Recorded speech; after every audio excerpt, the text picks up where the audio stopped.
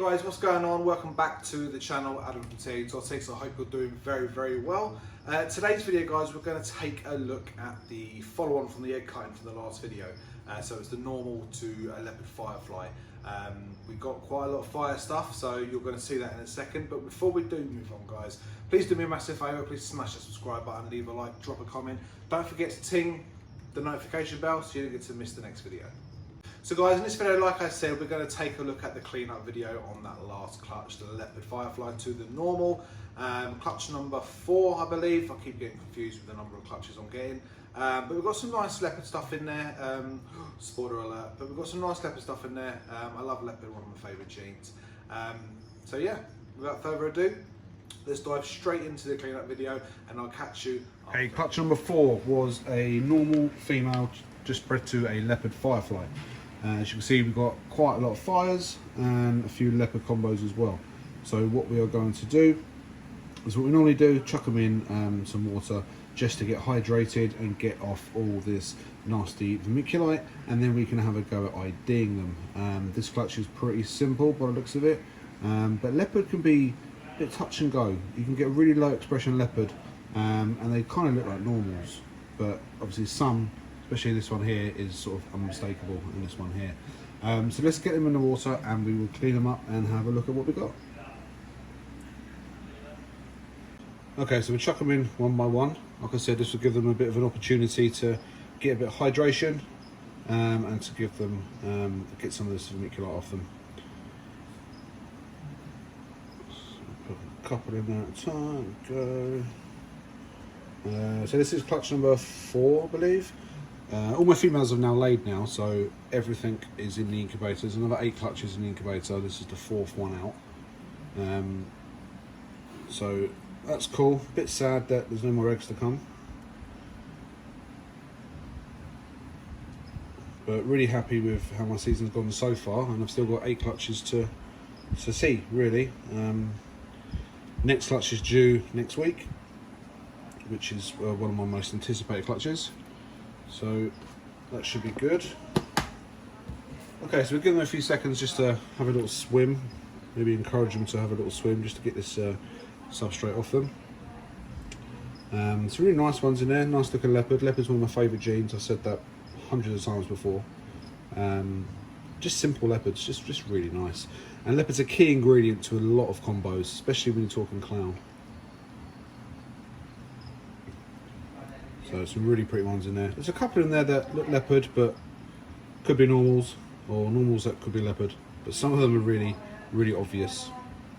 So if I get a couple of them wrong, then excuse me. Don't shoot me down in the comments, section. So give them a nice little swim. Let me pan out a little bit. Oh, wrong way. There you go. Let's give them a few seconds just to get all that mucky stuff off them, and then we'll have a look at what we got.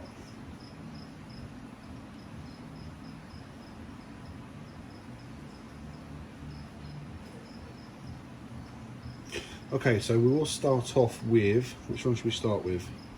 Let's start with this one. If I can get it to sit still. There we go. So guys, that is a fire. That head stamp is a real dick giveaway. No leopard in that from what I can see. Has got some funky pattern in, but it's not screaming out leopard to me. Although you can get really low expression leopards and they can trick you.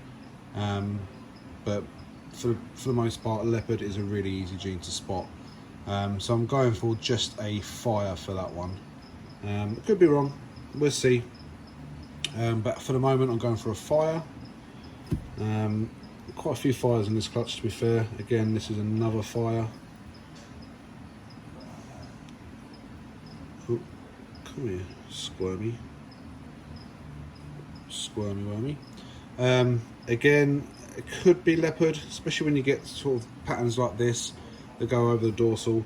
But it's not screaming leopard to me, so I'm not really sure. I don't think it's leopard. Not when you compare it to the other leopards in the clutch, but like I said, it can be so hit and miss sometimes with leopard. again, this one, is this the one I just picked up? I don't even know. All look so similar. This one is definitely a fire. If I can get it to stay still. Ugh. There we go. That looks leopard to me. Well, the top part looks leopard, and then the bottom not so much. But I think that might be a leopard fire. But again, we'll have to wait for a shed, maybe even two.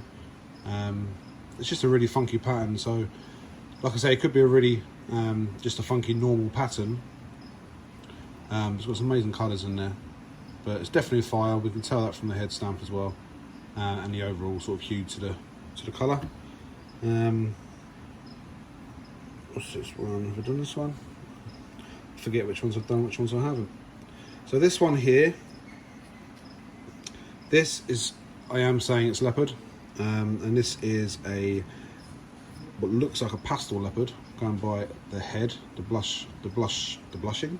Yeah, the blushing is the right word. The blushing on the head, and I do believe that is a leopard. Not sure if there's fire in that as well, making it a leopard FireFly, but at the moment I'm just saying a pastel leopard.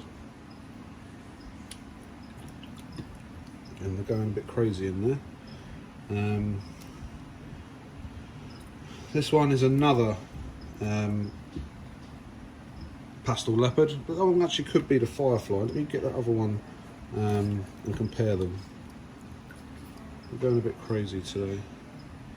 What did you see? Let's look at the heads. Heads are very similar. This one is a little bit brighter. That could possibly be a leopard FireFly, but it's at least a pastel leopard.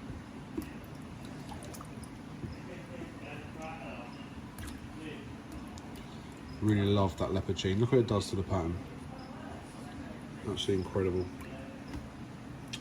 This one here, this is a, come here, that is a leopard fire. That's a really, really nice leopard. Really funky pattern. Look at that stripe coming down from the neck. Absolutely stunning.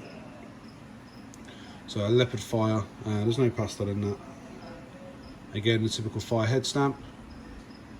The pairing was just a leopard FireFly to a normal, so there's nothing else floating around in there. So just a really, really pretty leopard fire.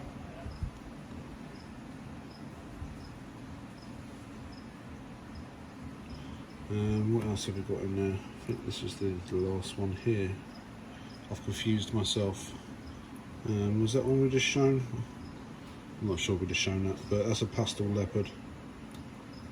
I'll update, do an update video once they're all in their tubs, so I don't get confused. But leopard's just an awesome gene. Look at that screaming face there. Can you see that? Just there. Whoa. Cool. So that's pretty much it, guys. There was actually 10 eggs in this, if you remember, but one actually died in the egg. It didn't come out and died, which is a big shame, but it does happen. Quite unexpected. It was fully formed, but just didn't make it. So, but yeah, clutch number 4. Some leopard goodness. I'm looking forward to these shedding for the first time, so we can really see the sort of true colours. But leopard FireFly to a normal, clutch number 4. So guys, there we go. Clean up video for clutch number 4, leopard FireFly to the normal. I'll have to wait for a couple of sheds for maybe a couple of them just to really know, but I'm pretty sure I've got the odds right. As you can see, they're very squirmy inside that water, so it's very difficult to sort of remember if I was showing you one or not, or where I picked up. I probably did just pick up the same one and showed you that 2 or 3 times, so I do apologise if you noticed that I did that. I should have put them into another container. There we go. Maybe I'll do it for the next clutch, which is actually due at the time of recording in 4 days' time. The NG Posset pied bred to the pastel leopard purple passion het pied, so fingers crossed we can hit some visual pieds out of that clutch. If you've noticed that I'm sweating buckets, it's because I am. It's very hot in the UK at the moment, very, very hot inside the shop, and it's a challenge to try and keep the ambient temperature low enough so we don't have any issues with the animals. That's very important. A lot of people only think about the sort of hot spots. Not a lot of people give thought to the ambient heat. If the ambient heat is too warm, the animals have no way of escaping it, and they can't go into a cool area because that cool area isn't there anymore, because the ambient heat's been raised up so much. So we are struggling, not struggling, we are managing to do it, but it is a test. It hasn't been easy, but we are trying to keep the ambient temperature in the shop, you know, at a perfect sort of range. We don't want it too warm. So guys, thanks for watching. I do appreciate taking the time out of your busy day to watch my videos, I always say. I really do mean it though. You guys are absolutely awesome. I've got something cool coming up on the next video. I've been thinking to myself, and I come up with a really cool idea of what to do going forward. It would get more people watching the videos, and there'll be a purpose for it, so stay tuned for that. Until then guys, thanks for watching, take care, stay safe, and I'll see you soon.